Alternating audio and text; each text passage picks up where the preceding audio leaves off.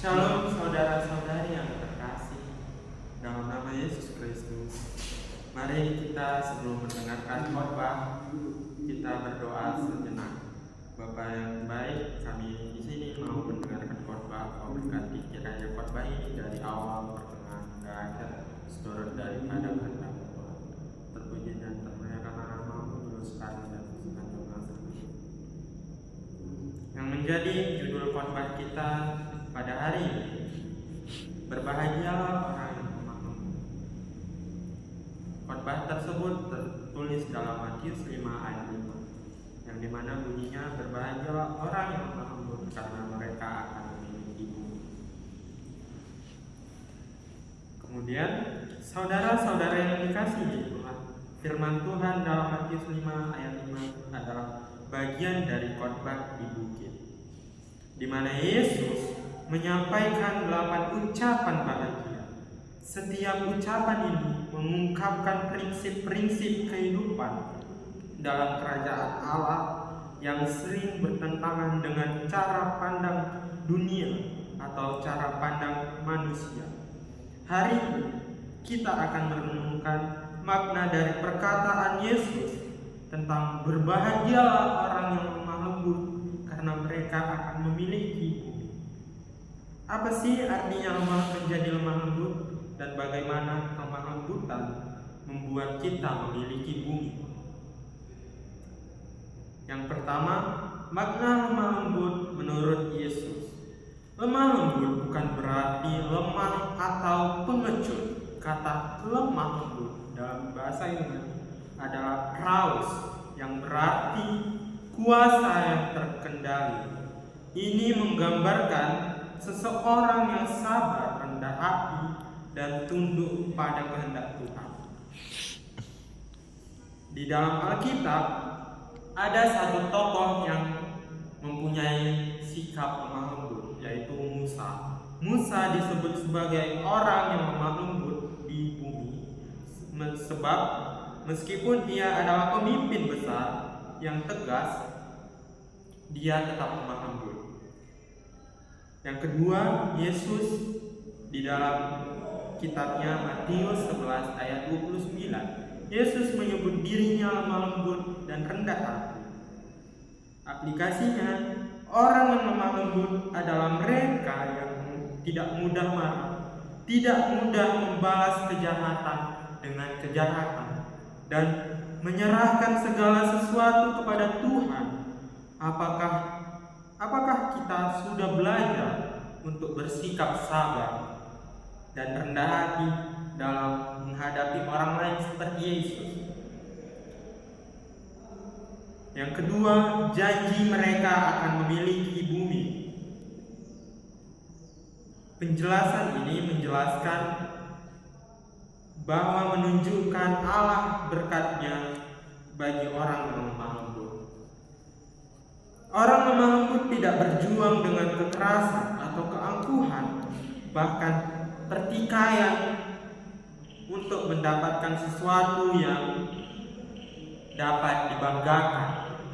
Tetapi Tuhan sendiri yang memberikan berkat kepada mereka.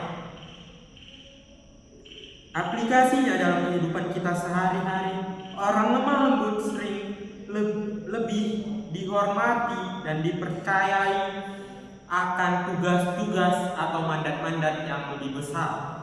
Mereka memiliki bumi dengan damai, bukan dengan perebutan harta tahta atau kekuasaan yang secara jasmani.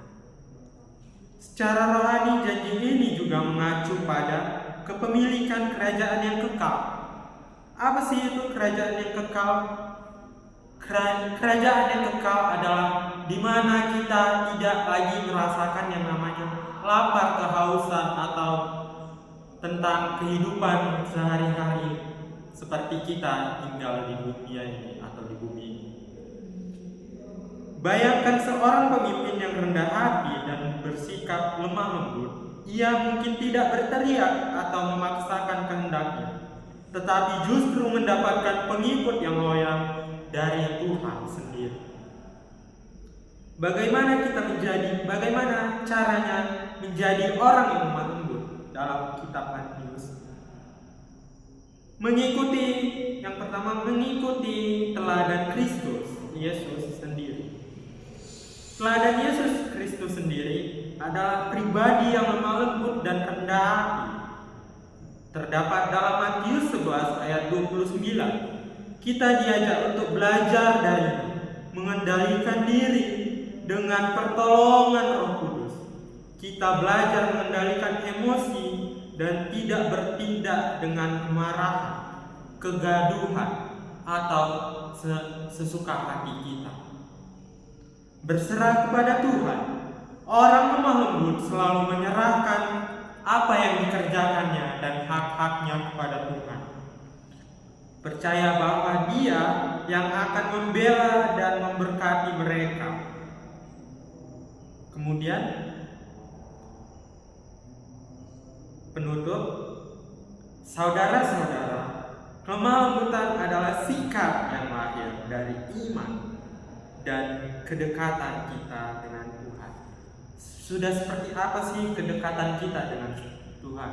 Kita sebenarnya sebagai manusia harus memiliki secara pribadi kedekatan kepada Tuhan. Karena tanpa kedekatan secara pribadi kepada Tuhan, kita seperti domba yang hilang.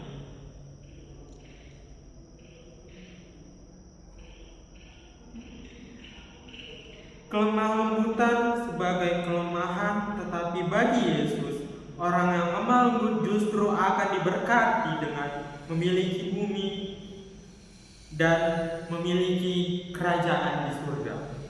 Marilah kita belajar untuk hidup dengan lemah lembut seperti Kristus yang mengasihi domba-dombanya, yang tetap mengasihi dombanya yang tersesat yang satunya, dan Dia mau mencari dombanya yang satu tetapi ditinggalkannya yang 10.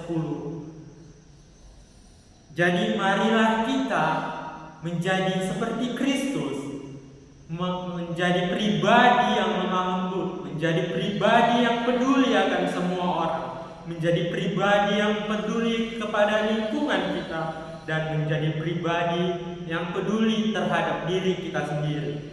Marilah kita membenahi diri kita dan membenahi kehidupan kita dengan kelemah lembutan yang daripada Kristus. Mari sebelum kita menutup doa, sebelum kita menutup firman Tuhan kita ini, mari kita berdoa. Tuhan, ajar kami untuk memiliki hati yang lemah lembut seperti Engkau. Tolong kami untuk tunduk pada kehendak-Mu dan hidup dalam damai sejahtera-Mu, dalam nama Tuhan Yesus. Amin.